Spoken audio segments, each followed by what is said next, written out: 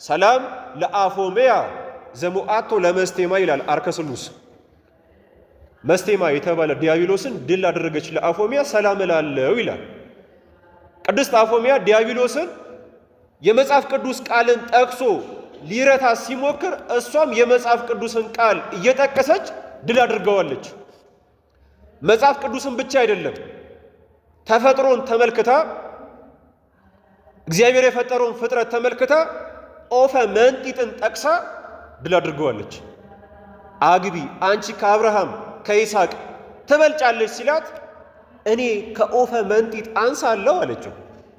የመጽሐፍ ቅዱስን ቃል ካለማወቃቸው የተነሳ ዲያብሎስ ድል ያደረጋቸው ቅዱሳን አባቶች አሉ። ካለመማር የተነሳ ማወቅ በራሱ ጽድቅ አይደለም። ማወቅ በራሱ አያድንም። ማወቅ ግን ለመዳን አንድ ምክንያት ይሆናል። ካለመማር መማር ይጠቅማል። ከተማርክ ቢያንስ ምን ታደርጋለህ? ታዝናለህ፣ ትጸጸታለህ። ይሄ ደግሞ በእግዚአብሔር ዘንድ ትልቅ ዋጋ አለው። በስመ አብ ወወልድ ወመንፈስ ቅዱስ አሐዱ አምላክ አሜን። እንደምን አመሻችሁ። አሜን። የአምላካችን እግዚአብሔር ስሙ የከበረ የተመሰገነ ይሁን። ለቃል መውረድ ለሥጋ ማድረግ ምክንያት የሆነች እናታችን ቅድስት ድንግል ማርያም፣ ቅዱስ ዕፀ መስቀሉ፣ ቅዱስ ቤተ ክርስቲያን፣ ሃይማኖታቸው የጸና ምግባራቸው የቀና እግዚአብሔር ያከበራቸው ቅዱሳን እግዚአብሔር ባከበራቸው መጠን ስማቸው የከበረ የተመሰገነ ይሁን። እንኳን አደረሳችሁ። ባለፈው ሳምንት ትምህርታችንን ያቆምነው ለመጽሐፍ ቅዱስ ጥናት ትምህርት መግቢያ የሚሆኑ ነጥቦችን ተመልክተን ነበረ። ዛሬ ደግሞ ነገረ መጽሐፍ ቅዱስ ብለን ምዕራፍ 1ን እንጀምራለን ማለት ነው። እግዚአብሔር መንፈስ ቅዱስ ዕውቀቱን ጥበቡን ማስተዋሉን ለሁላችንም ያድለን። የምዕራፍ 1 ርዕስ ነገረ መጽሐፍ ቅዱስ የሚል ነው። ነገረ መጽሐፍ ቅዱስ ማለት ነገር ማለት ትምህርት ማለት ስለሆነ ነገረ መጽሐፍ ቅዱስ ማለት ትምህርተ መጽሐፍ ቅዱስ ማለት ነው። ስለ መጽሐፍ ቅዱስ በጥቅል የምንማርበት ነው። በጥቅሉ ስለ መጽሐፍ ቅዱስ የምንማርበት፣ ስለ መጽሐፍ ቅዱስ የምንረዳበት፣ ስለ መጽሐፍ ቅዱስ ተምረን የምናስተምርበት ነገረ መጽሐፍ ቅዱስ ተብሎ በቤተ ክርስቲያን ይጠቀሳል፣ ይገለጻል ማለት ነው። ስለዚህ ነገረ መጽሐፍ ቅዱስ ማለት ትምህርተ መጽሐፍ ቅዱስ ማለት ነው። ስለ መጽሐፍ ቅዱስ የምንማርበት ነው። መጽሐፍ ቅዱስ ምን ማለት እንደሆነ የቃሉን ትርጉም በሶስት መንገድ እንተርጉም እንመልከት። የመጀመሪያ በሰዋሰዋዊ ወይም ደግሞ በቁም ፍቺ ምን እንደሚመስል እንመልከት። ሁለተኛ ደግሞ በአውዳዊ ፍቺ ምን እንደሚመስል እንመልከት። ሶስተኛ ደግሞ ቅዱሳን አባቶች መጽሐፍ ቅዱስ ምን ማለት እንደሆነ ባብራሩበት መጠን እንግዲህ ለመመልከት እንሞክር። የመጀመሪያውን እንጀምር። በሰዋሰዋዊ ወይም ደግሞ በቁም ፍቺ ስንመለከት መጽሐፍ ቅዱስ የሚለው ሐረግ የግዕዝ ቃል ሲሆን በአማርኛ ቅዱስ መጽሐፍ ማለት ነው። ሐረጉ የተመሰረተባቸው ሁለት ቃላት መጽሐፍና ቅዱስ ናቸው። ስለዚህ መጽሐፍ ምን ማለት ነው? ቅዱስ ምን ማለት ነው የሚለውን እንመልከት። መጽሐፍ ማለት በአንድነት የታሰረና የተያዘ የተሰፋና የተጠረዘ ጽሑፍ ማለት ነው። ለእናንተ ደግሞ ለመያዝ እንዲመቻችሁ መጽሐፍ ማለት በአንድ ጥራት ስር የተሰበሰበ ጽሑፍ ማለት ነው። በአንድ ጥራት ስር የተሰበሰበ ጽሑፍ ማለት ነው። ቅዱስ ማለት ምን ማለት ነው ከተባለ በመዝገበ ቃላታዊ ፍቺ ስንመለከተው አለቃ ኪዳነ ወልድ ክፍሌ እንዲህ ብለው ይተረጉሙታል።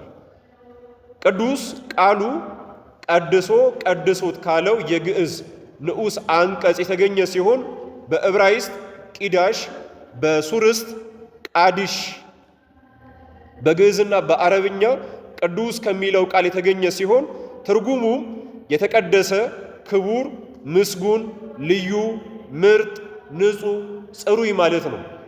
ስለዚህ መጽሐፍ ቅዱስ ማለት በቁሙ የተከበረ የተለየ ንጹሕ የሆኑ ቃላት ስብስብ እና የጽሑፎች ጥራዝ ማለት ነው። ባጭር በአንድ ጥራዝ ስር የተሰበሰበ የከበረ ጽሑፍ ማለት ነው። ከዚህም ደግሞ ባጭር ደግሞ ስናደርገው ደግሞ መጽሐፍ ቅዱስ ማለት የከበረ መጽሐፍ፣ የተለየ መጽሐፍ፣ የተመረጠ መጽሐፍ ማለት ነው። ይሄ ሰዋሰዋዊ ወይም ደግሞ የቁም ፍቺው ነው። ሁለተኛ በአውዳዊ ፍቺ እንመልከት። መጽሐፍ ቅዱስ ማለት በአውዳዊ ፍቺ ምን እንደሆነ ስንመለከት መጽሐፍ ቅዱስ ማለት የእግዚአብሔርን ሕልውናውን፣ ፈቃዱን፣ ባህሪውን የገለጠበትን መንገድ የምንረዳበት ነው። አንደኛ የእግዚአብሔርን ሕልውናውን መኖሩን ሀልዎቱን የምንረዳበት ነው። ሁለተኛ ደግሞ ፈቃዱን የእግዚአብሔርን ፈቃዱን የምንረዳበት ነው። ሶስተኛ ደግሞ ባህሪውን የገለጠበትን መንገድ ወይም የእግዚአብሔርን የባህሪ መገለጫዎች የምንረዳበት መጽሐፍ ነው። ስለዚህ መጽሐፍ ቅዱስ የእግዚአብሔርን ሕልውናውን፣ ፈቃዱን፣ ባህሪውን የገለጠበትን መንገድ የምንረዳበት አርእስተ መጻሕፍት ነው። አርእስተ ምን አልኳችሁ? መጻሕፍት። የመጻሕፍት አውራ፣ የመጻሕፍት ፊት አውራሪ፣ የመጻሕፍት አባት ማን ነው? መጽሐፍ ቅዱስ ነው። ታላቅ መጽሐፍ ተብሎ የሚገለጸው ማን ነው? አርእስተ አበው የሚባሉ አባቶች አሉ አይደል? ከአዳም እስከ ያዕቆብ ድረስ ያሉት 22ቱ አባቶች አርእስተ አበው ይባላሉ። አርእስተ መጻሕፍት ደግሞ የሚባለው ማን ነው? መጽሐፍ ቅዱስ ነው። መጽሐፍ ቅዱስ እግዚአብሔር የልቡን ሐሳብ በዘመናት በሰው ልጆች የነበረውን የሆነውንና የሚሆነውን ታሪክ፣ ትንቢትና ፍጻሜ ያሳወቀበት የመዳን የሕይወት ቃል ነው። በመጽሐፍ ቅዱስ ውስጥ ታሪክ እናገኛለን፣ ትንቢት እናገኛለን። የትንቢቱን ደግሞ ምን እናገኛለን? ፍጻሜ እናገኛለን። መጽሐፍ ቅዱስ እግዚአብሔር አምላክ ነፃ ለወጡ ሕዝቦች የሰጠው መጽሐፍ ነው። እግዚአብሔር አምላክ ነፃ ለወጡ ሕዝቦች የሰጠው መጽሐፍ ምንድን ነው? መጽሐፍ ቅዱስ ነው። ከግብፅ ባርነት ነፃ ለወጡ ብሉይ ኪዳንን ሰጥቷል። ከነፍስ ባርነት ነፃ ለወጡ ክርስቲያኖች ደግሞ ምንን ሰጥቷቸዋል?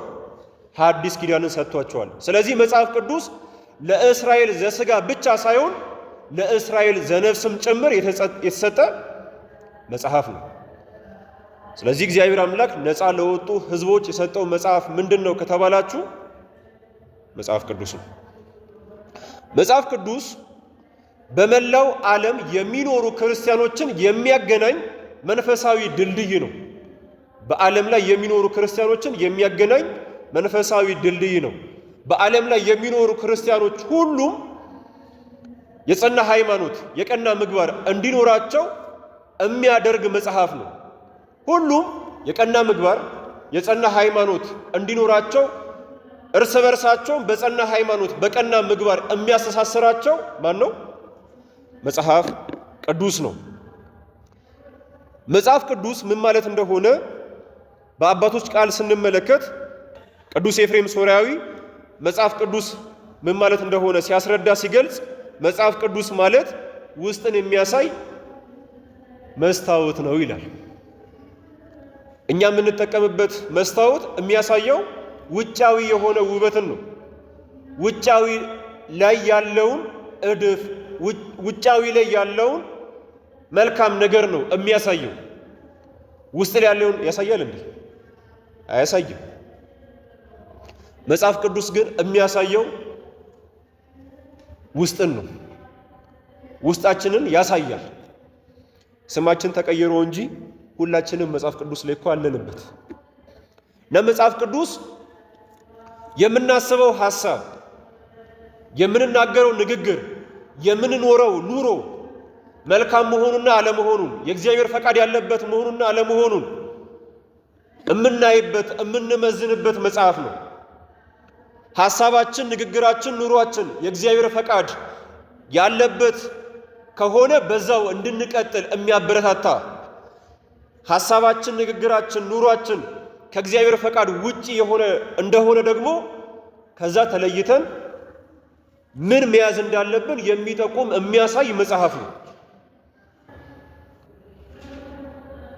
አሁን እኔ በልብ የማስበው ሐሳብ መልካም ነው ወይስ አይደለም የሚለውን ነገር በዚህ መስታወት መመልከት ይችላሉ።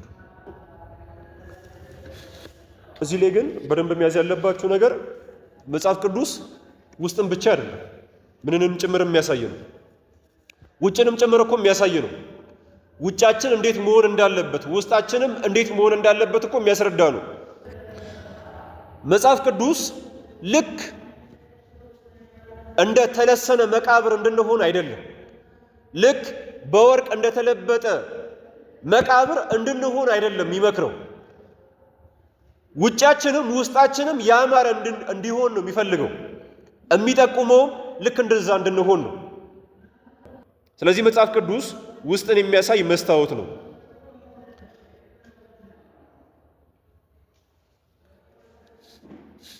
ስለዚህ መጽሐፍ ቅዱስ መነጽር ሳይሆን ምንድነው? መስታወት ነው። መነጽር የሚያሳየው ማንን ነው? ሌላውን ነው። መስታወትስ የሚያሳየው ማንን ነው? ራሳችንን ነው። ስለዚህ አንድ ሰው መጽሐፍ ቅዱስን በሚያነብበት ወቅት ሊያነብ የሚገባው ሊመለከት የሚገባው ማንን ነው?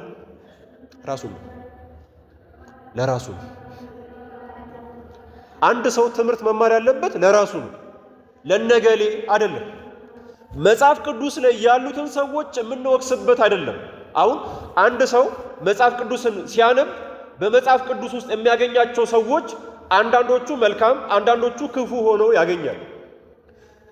መልካም የሆኑ ሰዎችን ሲመለከት አቤት እንደናንተ ነው መሆን፣ ክፉ ደግሞ የሆኑ ሰዎችን ደግሞ ሲመለከት አሁን እንዲህ ይደረጋል ብሎ እንዲፈርድ አይደለም። አንዳንዱም ይፈርዳል አይደል? አሁን እንዲህ ይደረጋል ይላል። እንዲህ እንድትል አይደለም መጽሐፍ ቅዱስ ይጻፈልልን። መጽሐፍ ቅዱስ ውስጥ የምናገኛቸው ክፉም በጎ ሰዎችም አሉ። ከክፉ ሰዎች ከክፋታቸው እንድንማር ነው። ከበጎ ሰዎች ደግሞ ከበጎ ምግባራቸው እንድንማር ነው። የቅዱሳንንም እንኳን ሳይቀር ደግ ደግ ነገራቸውን ብቻ ሳይሆን ምን ነገራቸውንም ይነግረናል። ክፉ ክፉ ነገራቸውንም ጭምር እኮ ይነግረናል አይደል እንዴ? አይናገርም እንዴ? ይናገራል እኮ። ጽድቃቸውን ብቻ አይደለም ኃጢአታቸውንም ጭምር ይናገራል። እና እንደውም መጽሐፍ ቅዱስ ቅዱስ ከሚባልባቸው ነገሮች መካከል አንዱ የማያጎበድድ በመሆኑ ነው። ለአንድ ወገን የማያደላ በመሆኑ ነው። እንዴ ልበ አምላክ ተብሎ የጠራውን ቅዱስ ዳዊትን እንዴ ዘሞተ ብዬ እንዴት እናገራለሁ አይልም። ከዘሞተ ዘሞተ ይላል፣ ከገደለ ገደለ ይላል። ስለዚህ መጽሐፍ ቅዱስ ማንነታችንን የምናይበት ነው፣ ራሳችንን የምንመለከትበት መጽሐፍ ነው። መጽሐፍ ቅዱስ ቅዱስ ዮሐንስ አፈወርቅ ሲተረጉም መጽሐፍ ቅዱስ ማለት ጠላትን ድል መንሻ መሳሪያ ነው ይላል።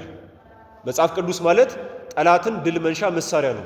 ጠላትን ማለት አንደኛ ዲያብሎስን፣ ሁለተኛ የዲያብሎስን መልእክተኞች ድል የምናደርግበት መሳሪያ ነው። ጌታችን አምላካችን ኢየሱስ ክርስቶስ በመዋዕለ ሥጋዌው የእኛን ሥጋ በለበሰበት ወራት ካስተማረን ትምህርቶች መካከል ጠላት ዲያብሎስን በመጽሐፍ ቅዱስ ቃል ድል ማድረግን ነው።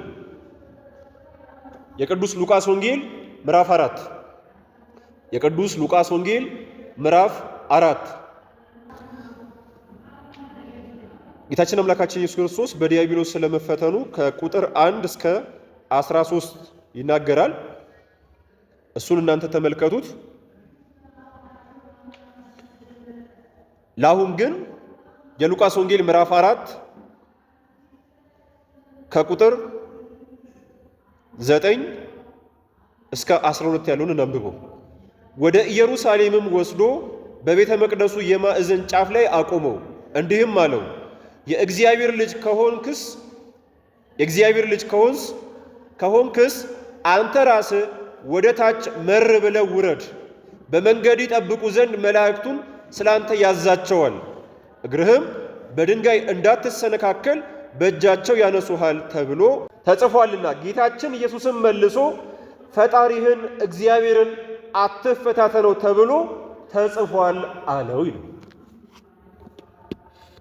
እንዲህ ተብሎ እኮ ተጽፏል ሲለው ዲያብሎስ ጌታችን አምላካችን ኢየሱስ ክርስቶስ ዲያብሎስን ድል ያደረገው እንዲህ እኮ ተብሎ ተጽፏል ብሎ። ስለዚህ መጽሐፍ ቅዱስ ጠላትን ድል ማድረጊያ መሳሪያ ነው።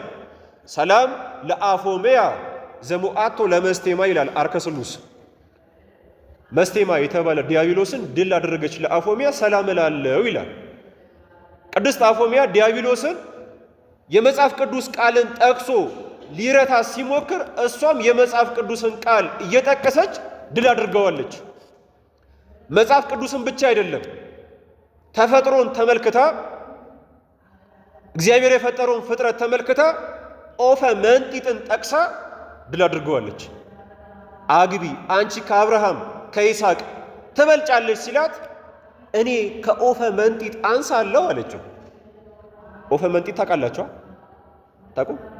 ኦፈ መንጢጥ አንዴ ባሏ ከሞተባት መልሳ አታገባ።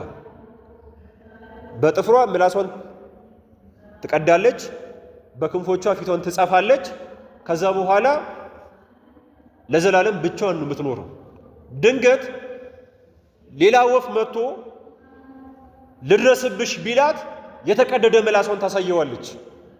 እምቢ ብሎ ቢጋፋት ወደ ወገኖቿ ትጠጋለች፣ ወገኖቿ ያድኗታል። ኦፈ መንጢጥ የምትባለው እሷ ነች። እንዴት ከኦፈ መንጢጥ አንሳለሁ አለችው።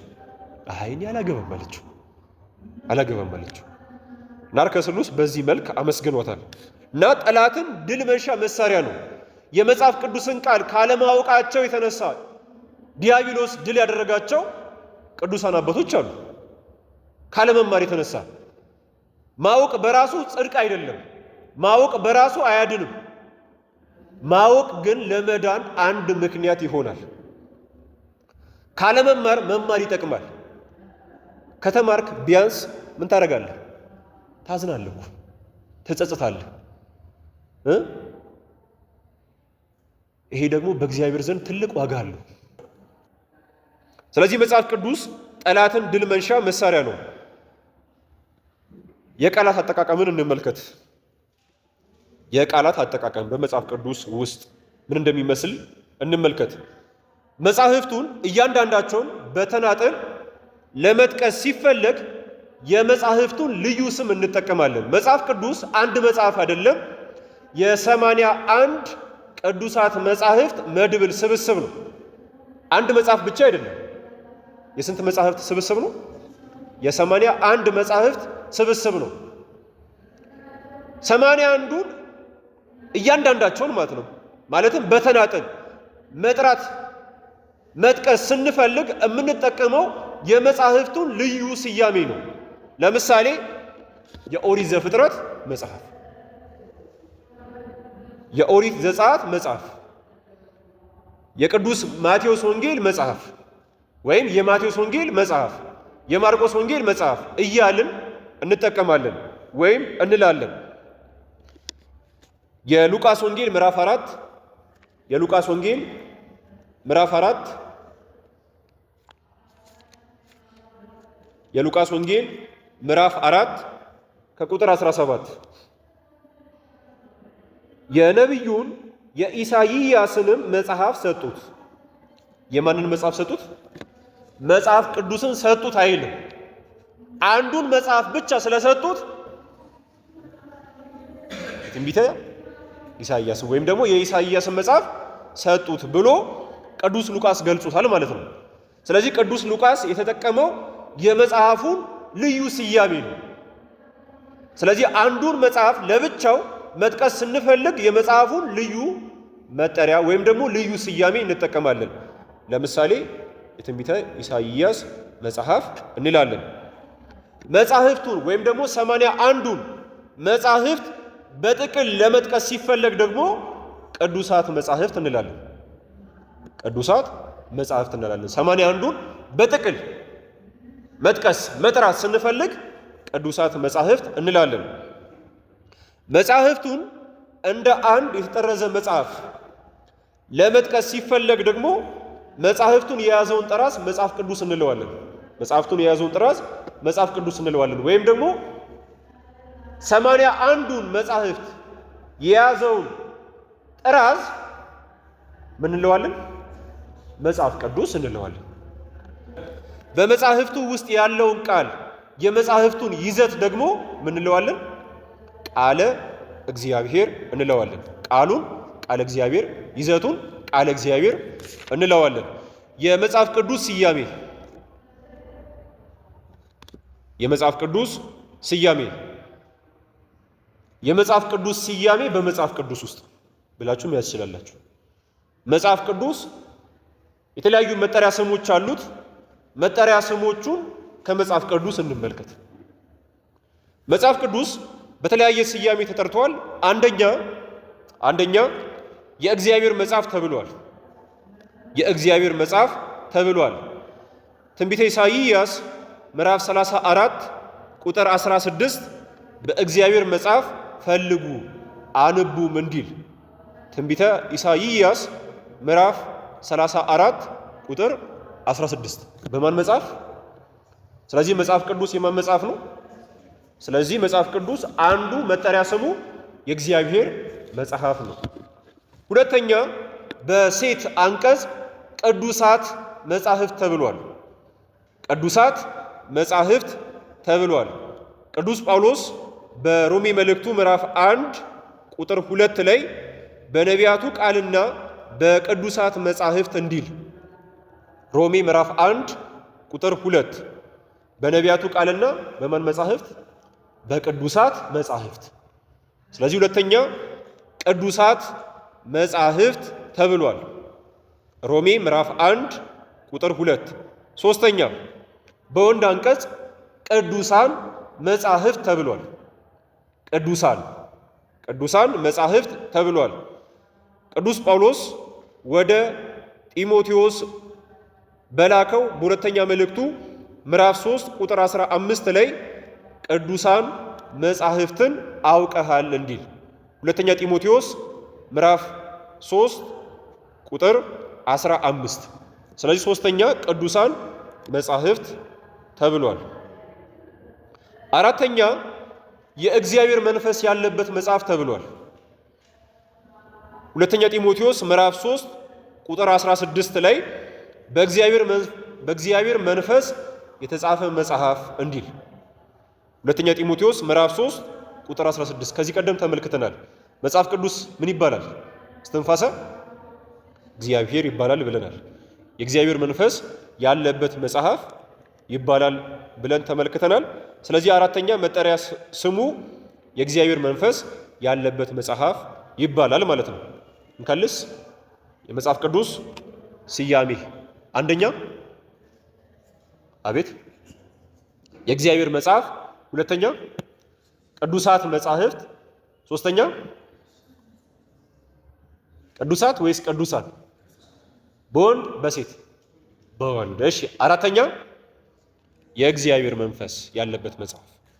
የመጽሐፍ ቅዱስ ሌሎች ስሞች የመጽሐፍ ቅዱስ ሌሎች ስሞች አንደኛ መጽሐፍ ቅዱስ ቀኖናያት መጻሕፍት ይባላል። ቀኖናያት። ቀኖና ማለት ምን ማለት ነው? ቀኖና ማለት በአጭር መስፈሪያ መለኪያ ማለት ነው። ቀኖና ማለት መስፈሪያ መለኪያ ማለት ነው። መጽሐፍ ቅዱስ የተወሰኑ ወይም የተቀነኑ መጻሕፍት ስብስብ ነው። በመጽሐፍ ቅዱስ የሚገኙ መጻሕፍትን ቀኖናያት መጻሕፍት የምንልበት ምክንያት ምንድነው ከተባለ ቁጥራቸውና ይዘታቸው ተሰልቶና ተቆጥሮ የታወቀና የተወሰነ ስለሆነ ነው። ምዕራፋቸው ምን ያክል እንደሆነ፣ ቁጥራቸው ምን ያክል እንደሆነ፣ መጻሕፍቱ ምን ያክል እንደሆኑ ተሰልቶ ተቆጥሮ የተወሰነ ነው። ከዚህ የተነሳ ቀኖናያት መጻሕፍት ይባላል። የመጽሐፍ ቅዱስ ብዛቱ ስንት ነው? 81 ነው። ስለዚህ መጽሐፍ ቅዱስ ቀኖናያት መጻሕፍት ይባላል ማለት ነው። ቁጥሩ ይታወቃል፣ ብዛቱ ይታወቃል። ምዕራፉ ቁጥሩ ባለፈው ሸወድኳችሁ አይደለ? መናፍቃን የሚጠቀሙበትን ጥቅስ ብዬ ሸወድኳችሁ። ቤተ ክርስቲያን ግን ታውቀዋለች ምን ያክል ምዕራፍ እንዳለው፣ ምን ያክል ቁጥር እንዳለው ታውቀዋለች። ወደፊት እንመለከታለን። ጸሐፊያኑ ለመጀመሪያ ጊዜ ሲጽፉ ምዕራፍና ቁጥር አልሰጡም፣ ዝም ብሎ ነው የጻፉት። ኋላ ነው ምዕራፍና ቁጥር የተጨመረለት። ሁለተኛ አስራው መጻሕፍት ይባላል። አስራው መጻሕፍት ይባላል። አስራው ምን ማለት ነው? ስሮች ማለት ነው። ስር ስሮች ማለት ነው። አስራው መጻሕፍት ማለት የሌሎች መጻሕፍት ስሮች፣ መገኛዎች፣ መሰረቶች ማለት ነው። መጽሐፍ ቅዱስ ለአዋልድ መጻሕፍት መገኛ፣ መሰረት፣ ስር ስለሆነ ምን ይባላል? አስራው መጻሕፍት ይባላል። ስለዚህ መጽሐፍ ቅዱስ ሁለተኛ አስራው መጻሕፍት ይባላል። መጽሐፍ ቅዱስ ለምን ቅዱስ ተባለ? መጽሐፍ ቅዱስ ቅዱስ የተባለባቸውን 18 ምክንያቶችን እንመልከት። አንደኛ መጽሐፍ ቅዱስ ለምን ቅዱስ ተባለ ከተባለ አስገኚው የቅድስና ምንጭ ቅዱስ እግዚአብሔር ስለሆነ ነው። አስገኚው የቅድስና ምንጭ ቅዱስ እግዚአብሔር ስለሆነ ነው። መጽሐፍ ቅዱስ የተገኘው ከሰው አይደለም። ከማን ነው? ከእግዚአብሔር ነው። አስገኚው ደግሞ የቅድስና ምንጭ ነው። የቅድስና ምንጭ ነው። ቅድስና የባህሪው የቅድስና ምንጭ የሆነ እግዚአብሔር ነው። መጽሐፍ ቅዱስ የተገኘው ከእግዚአብሔር ነው። እግዚአብሔር ቅዱስ ነው። ስለዚህ መጽሐፍ ቅዱስ ከእግዚአብሔር የተገኘ ከሆነ ከእግዚአብሔር የተገኘው ነገር ሁሉ ቅዱስ ከሆነ መጽሐፍ ቅዱስም ምንድን ነው? ቅዱስ ነው። እግዚአብሔር ቅዱስ እንደሆነ ኦሪት ዘሌዋውያን ምዕራፍ 19 ቁጥር 2 እንዲህ ሲል ያስረዳል። እኔ እግዚአብሔር አምላካችሁ ቅዱስ ነኝ ይላል። እኔ እግዚአብሔር አምላካችሁ ምንድን ነኝ? እግዚአብሔር ቅዱስ እንደሆነ ፍጥረቱ ሁሉ ቅዱስ እንዲሆን ይፈልጋል። ስለዚህም ቀጥሎ ምንድን ነው የሚለው? እኔ እግዚአብሔር አምላካችሁ ቅዱስ ነኝና እናንተም ቅዱሳን ሁኑ። እግዚአብሔር አምላክ እኛ ቅዱስ እንድንሆን የሚፈልገው እኛን ለማስገደድ አይደለም፣ የሚጠቅመን እሱ ስለሆነ ነው። እግዚአብሔር ሕግን ጠብቁ ብሎ መምህር የሚያዘጋጀው መምህርን የማይነሳን መጻሕፍት እንዲጻፉ የሚያደርግልን አባቶችን የሚያስነሳልን ሕሊናንም የሰጠን የሚጠቅመንን አውቀን ወደ እሱ እንድንቀርብ ነው እንጂ እኛን ለማስጨነቅ አይደለም። አንዳንድ ጊዜ እንዲህ አታድርጉ ስንባል ውስጣችን ይጨነቃል፣ ደስ አይለንም። እንዲህ ምን አለበት እንደፈለግን ብንሆን እንላለን። እንደፈለጉ የሆኑ የሚገቡበት ቦታ እንዳንገባ እኮ አይደል እንዴ? አዳምና ሔዋን እግዚአብሔር እንደፈለገው ሳይሆን እነሱ እንደፈለጉ ቢሆኑ የገቡ እንደፈለጉ የሚገቡበት ሲኦል ገቡ ማለት ነው አይደል እንዴ? አሁንም እኮ እንደፈለጉ የሚኖሩ ሰዎች የት ይገባሉ? ሲኦል። እግዚአብሔር እንደፈለገው ደግሞ የሚኖሩ የት ይገባሉ? ገነት ይገባሉ ማለት ነው። ለአንድ የንጉሥ ልጅ በጭቃ ላይ መንከባለል ለክብሩ ይመጠናል? ይመጠናል? አስቡት። ለምድራዊ ንጉሥ ልጅ በኃጢአት ላይ ይቅርታ፣ በጭቃ ላይ መንከባለል ለክብሩ የማይመጠነው ከሆነ ከንጉሠ ነገሥት ከእግዚአብሔር በሱ አርአያና አምሳል ለተገኘን ለኛማ በጭቃ ላይ መንከባለል እንዴት አይከፋ? እንዴት አያስጠላ? እንዴት ክብራችንን አያዋርድ? እንዴት ክብራችንን አይመጥን? ጭቃ የተባለው ምንድን ነው? ኃጢአት ነው እና ስለማይመጠን ነው፣ ስለማይጠቅመን ነው። ጥያቄ ልጠይቃችሁ። ልጅ እያላችሁ እሳት ልትነኩ ስትሉ እናታችሁ የምትከለክላችሁ ለምንድን ነው? ስለምጠላችሁ ነው?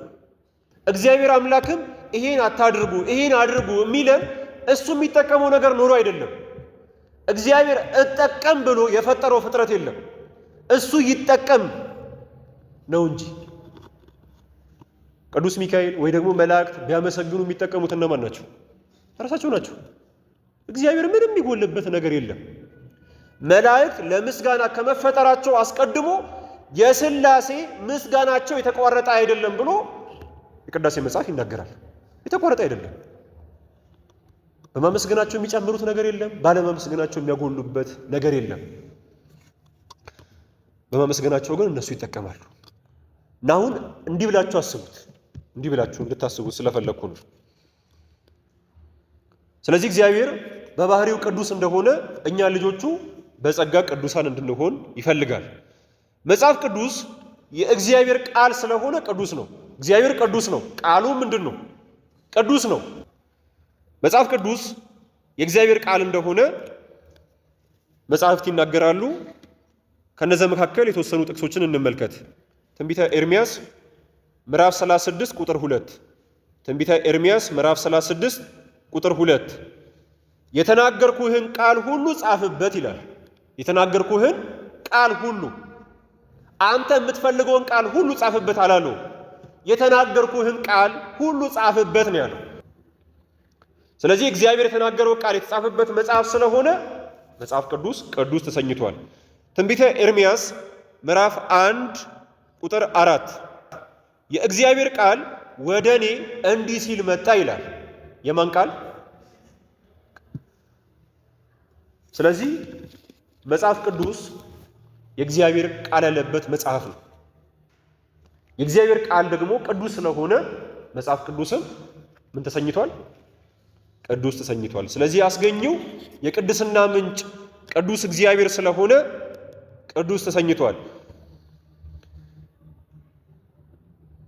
ሁለተኛ መጽሐፍ ቅዱስ ለምን ቅዱስ ተባለ ከተባለ በእግዚአብሔር ትእዛዝ ቅዱሳን ሰዎች የጻፉት በመሆኑ ነው።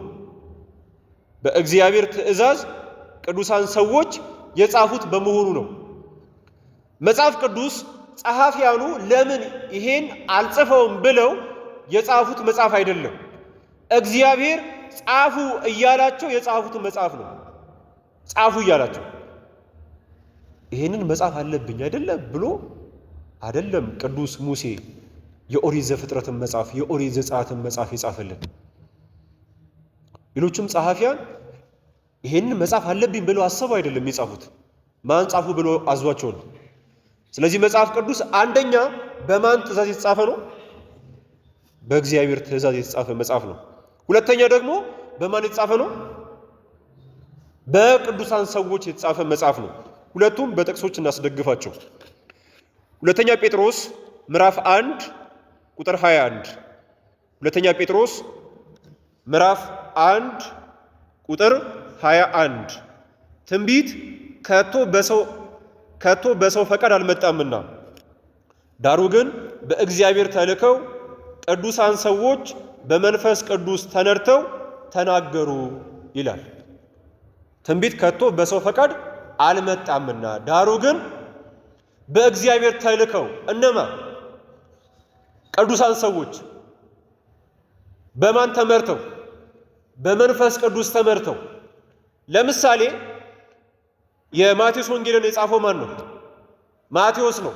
ማቴዎስ ምንድን ነው? ቅዱስ ነው። የሉቃስ ወንጌልን የጻፈው ማን ነው? ሉቃስ ነው። ሉቃስ ምንድን ነው? ቅዱስ ነው።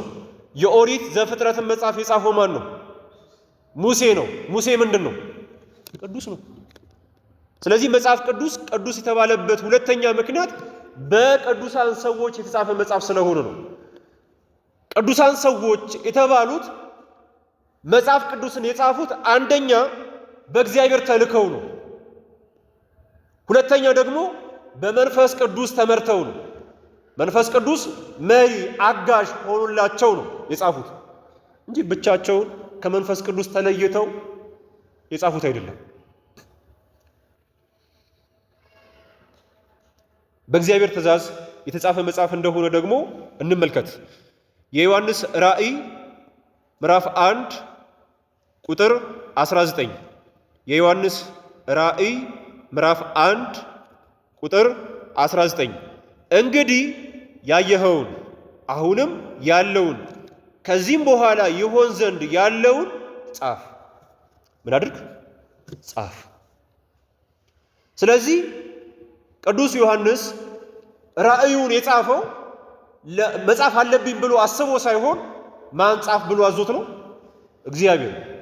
ልክ እንደዚሁ ቅዱስ ሙሴም የኦሪት ዘጸአትን መጽሐፍ የጻፈው መጻፍ አለብኝ ብሎ አስቦ ሳይሆን ማን ጻፍ ብሎት ነው? ኦሪት ዘጸአት ምዕራፍ 17 ቁጥር 14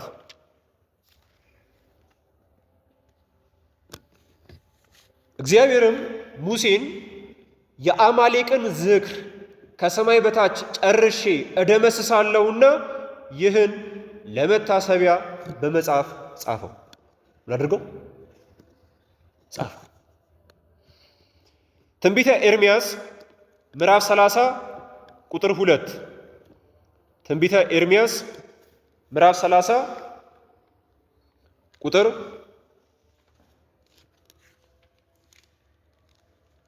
2። ይህም የሚያስረዳው በእግዚአብሔር ትእዛዝ እንደተጻፈ ነው። እንዲህ ይላል፣ የእስራኤል አምላክ እግዚአብሔር እንዲህ ይላል፣ የነገርኩህን ቃል ሁሉ በመጽሐፍ ጻፍ። ምን አድርግ? ጻፍ። እናንተ እሺ፣ እዚህ ጎን ለጎን ስላለ ትንቢተ ኤርምያስ ምዕራፍ 36 ከቁጥር 1 እስከ 2። ትንቢተ ኤርምያስ ምዕራፍ 36 ከቁጥር 1 እስከ 2። እንዲህም ሆነ በይሁዳ ንጉሥ በኢዮስያስ ልጅ በኢዮአቄም በአራተኛው ዓመተ መንግሥት ይህ ቃል ከእግዚአብሔር ዘንድ ወደ ኤርምያስ እንዲህ ሲል መጣ። የማን ቃል? አንድ የመጽሐፍ ክርታስ ውሰድ፣ ለአንተም ከተናገርኩበት ቀን ከይሁዳ ንጉሥ ከኢዮስያስ ዘመን ጀምሮ እስከ ዛሬ ድረስ በእስራኤልና በይሁዳ ላይ በአሕዛብም ሁሉ ላይ የተናገርኩህን ቃል ሁሉ ጻፍበት፣ እናድርግበት። ስለዚህ መጽሐፍ ቅዱስ የተጻፈው አንደኛ በእግዚአብሔር ትእዛዝ ነው፣ ሁለተኛ ደግሞ በቅዱሳን ሰዎች ነው። ስለዚህ በእግዚአብሔር ትእዛዝና በቅዱሳን ሰዎች የተጻፈ በመሆኑ መጽሐፍ ቅዱስ ቅዱስ ተሰኝቷል። ሶስተኛ ስለ እግዚአብሔርና የእግዚአብሔር ስለሆኑት ሁሉ የሚናገር ስለሆነ ነው። ስለ እግዚአብሔርና የእግዚአብሔር ስለሆኑት ሁሉ የሚናገር ስለሆነ በባህሪው ቅዱስ ስለሆነ ቅዱስ እግዚአብሔርና በጸጋ ቅዱሳን ስለሆኑት ቅዱሳን የሚናገር ስለሆነ መጽሐፍ ቅዱስ ቅዱስ ተሰኝቷል። ስለዚህ መጽሐፍ ቅዱስ ለምን ቅዱስ ተባለ ከተባለ ሶስተኛ ስለ እግዚአብሔርና የእግዚአብሔር ስለሆኑት ሁሉ የሚናገር ስለሆነ ነው። በባህሪው ቅዱስ ስለሆነ ቅዱስ እግዚአብሔር፣ በጸጋ ቅዱሳን ስለሆኑ ቅዱሳን የሚናገር ስለሆነ ቅዱስ ተሰኝቷል። አራተኛ ሰዎችን ወደ ቅድስና ስለሚመራ ነው። ሰዎችን ወደ ቅድስና ስለሚመራ ነው። መጽሐፍ ቅዱስ ሕግጋትን በመጠበቅ የሚገኘውን የቅድስና ክብር የሚያሳውቀን መጽሐፍ ነው። ሕግጋትን መጠበቅ እንዳለብን ያስረዳናል። ሕግጋትን በመጠበቅ ውስጥ ደግሞ የምናገኘውን ክብር ደግሞ ይነግረናል። ሁለተኛ ነገሥት ምዕራፍ 22 ከቁጥር 8 እስከ 13 ታላቁ ካህንም ኬልቅያስ ጸሐፊውን ሳፋንን የሕጉን መጽሐፍ በእግዚአብሔር ቤት አግኝቻለሁ አለው። ኬልቅያስም መጽሐፉን ለሳፋን ሰጠው፣ እርሱም አነበበው። ጸሐፊውም ሳፋን ወደ ንጉሡ መጣ። ለንጉሡም በመቅደሱ የተገኘውን ገንዘብ አገልጋዮች አፈሰሱት፣ የእግዚአብሔርንም ቤት ሥራ ለመስራት ለተመደቡት ሰዎች ሰጡት ብሎ ነገረው። ጸሐፊው ሳፋንም ለንጉሡ ካህኑ ኬልቅያስ የሕግ መጽሐፍ ሰጥቶኛል ብሎ ነገረው። ሳፋንም በንጉሡ ፊት አነበበው። ንጉሡም የሕጉን መጽሐፍ ቃል በሰማ ጊዜ ልብሱን ቀደደ። አደረገ፣ ልብሱን ቀደደ።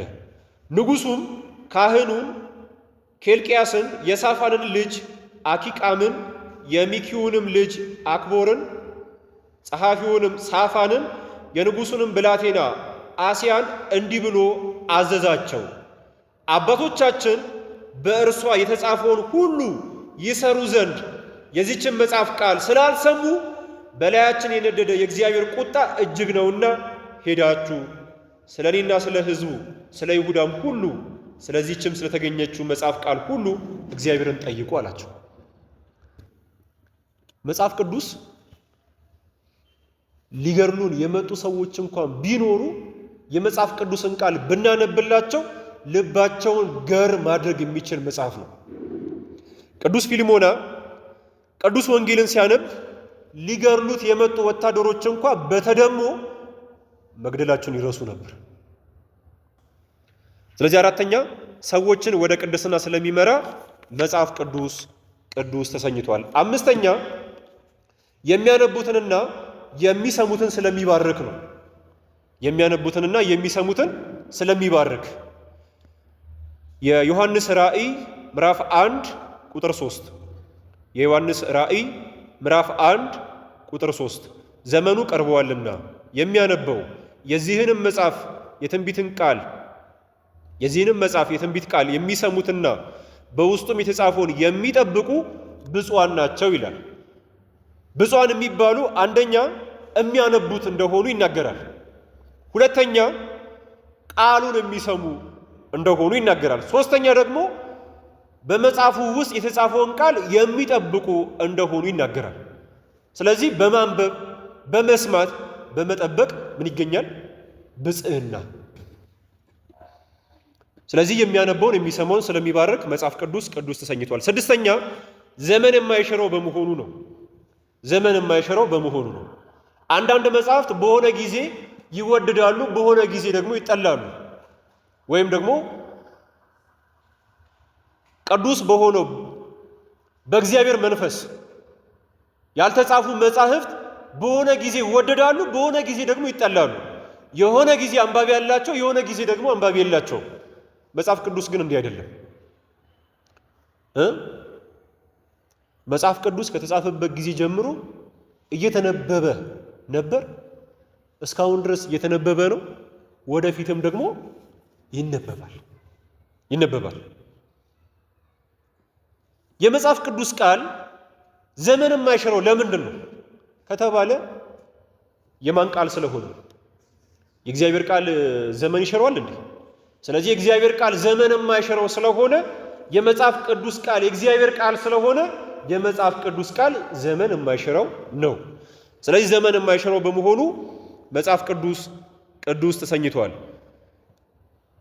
ትንቢተ ኢሳይያስ ምዕራፍ 40 ቁጥር 8 ትንቢተ ኢሳይያስ ምዕራፍ 40 ቁጥር 8 የአምላካችን ቃል ለዘላለም ጸንታ ትኖራለች ይላል። ስለዚህ የመጽሐፍ ቅዱስ ቃል የእግዚአብሔር ቃል የአምላክ ቃል ስለሆነ ለዘላለም ጸንቶ ይኖራል። የቅዱስ ማቴዎስ ወንጌል ምዕራፍ 24 ቁጥር 35 የማቴዎስ ወንጌል ምዕራፍ 24 ቁጥር 35 ሰማይና ምድር ያልፋሉ፣ ቃሌ ግን አያልፍም። ሰማይና ምድር ሲያልፉ የመጽሐፍ ቅዱስ ቃል አያልፍም። ለምን? የማን ቃል ስለሆነ? የእግዚአብሔር ቃል ስለሆነ። አንደኛ ጴጥሮስ ምዕራፍ 1 ቁጥር 25 አንደኛ ጴጥሮስ ምዕራፍ 1 ቁጥር 25 የእግዚአብሔር ቃል ለዘላለም ይኖራል ይላል። የእግዚአብሔር ቃል ለዘላለም ይኖራል። ስለዚህ የመጽሐፍ ቅዱስ ቃል ለዘላለም ይኖራል። ለምን? የእግዚአብሔር ቃል ስለሆነ። ስለዚህ ዘመን የማይሽረው በመሆኑ መጽሐፍ ቅዱስ ቅዱስ የተባለበት ስድስተኛው ምክንያት ይህ ነው። ሰባተኛ ክብረ ቅዱሳንን የሚዘክር ስለሆነ ነው። ክብረ ቅዱሳንን የቅዱሳንን ክብር የሚያስታውስ የሚያወሳ ስለሆነ ነው። ስለ እመቤታችን ስለ ቅድስት ድንግል ማርያም፣ ስለ ቅዱሳን መላእክት፣ ስለ ቅዱሳን ጻድቃን፣ ስለ ቅዱሳን ሰማዕታት በባህሪው ቅዱስ ስለሆነ የቅድስና ምንጭ ስለሆነ ስለ ቅዱስ እግዚአብሔር የሚናገር መጽሐፍ ቅዱስ ነው። ከዚህ የተነሳ መጽሐፍ ቅዱስ ቅዱስ ተሰኝቷል። ለምሳሌ እኔ በእግዚአብሔር ፊት የምቆመው ገብርኤል ነኝ ይላል የሉቃስ ወንጌል ምዕራፍ 1 ቁጥር 19። ስለዚህ ስለማን እየተናገረ ነው? ስለ ቅዱስ ገብርኤል እየተናገረ ነው። መዝሙር 33 ቁጥር 17 መዝሙር 33 ቁጥር 17 ጻድቃን ጮኹ እግዚአብሔርም ሰማቸው ከመከራቸውም ሁሉ አዳናቸው ይላል። ስለማን እየተናገረ ነው? ስለ ጻድቃን። መዝሙር 33 ቁጥር 7 የእግዚአብሔር መልአክ በሚፈሩ ሰዎች ዙሪያ ይሰፍራል ያድናቸውማል ይላል። አሁን ደግሞ ስለማን እየተናገረ ነው? ስለ ቅዱሳን መላእክት እየተናገረ ነው። የሉቃስ ወንጌል ምዕራፍ 1 ከቁጥር 26 እስከ 27 የሉቃስ ወንጌል ምዕራፍ 1 ከቁጥር 26 እስከ 27 በስድስተኛውም ወር መልአኩ ገብርኤል ከእግዚአብሔር ዘንድ ስሟ ናዝሬት ወደምትባለው ወደ አንዲት የገሊላ ከተማ ከዳዊት ወገን ለሚሆን ዮሴፍ ለሚባል ሰው ወደ ታጨችው ወደ አንዲት ድንግል ተላከ። የዚያችም ድንግል ስሟ ማርያም ይባል ነበር ይላል። ስለዚህ ስለ እመቤታችን ስለ ቅድስት ድንግል ማርያም ይናገራል። የማቴዎስ ወንጌል ምዕራፍ 10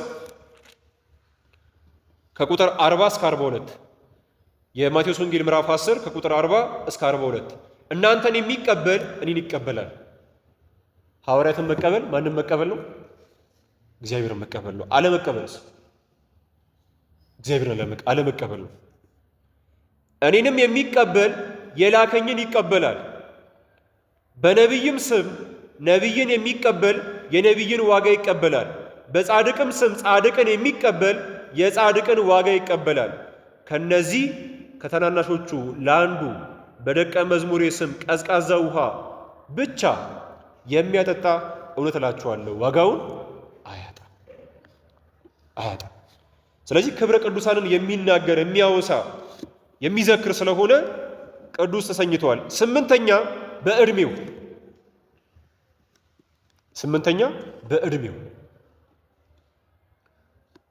መጽሐፍ ቅዱስ ለመጻፍ ምን ያክል ዘመን የፈጀበት ይመስላችኋል? ከመጽሐፈ ሄኖክ እስከ የዮሐንስ ራእይ ድረስ መጽሐፍ ቅዱስን ለመጻፍ ከ4110 ዓመት በላይ ወስዷል። ስለዚህ በመጻፍ የፈጀበት ጊዜ ስንት ነው? 4110። ይህን ያክል ዘመን ያስቆጠራል እንዴ? በመጻፍ የለም። በዚህ ምክንያት ቅዱስ ተሰኝቷል።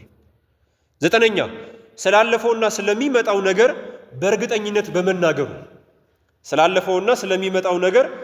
በእርግጠኝነት በመናገሩ መዝሙረ ዳዊት መዝሙር 73 ቁጥር 12 እግዚአብሔር ግን ከዓለም አስቀድሞ ንጉሥ ነው እንዲል መዝሙር 73 ቁጥር 12 መዝሙር 49 ቁጥር 3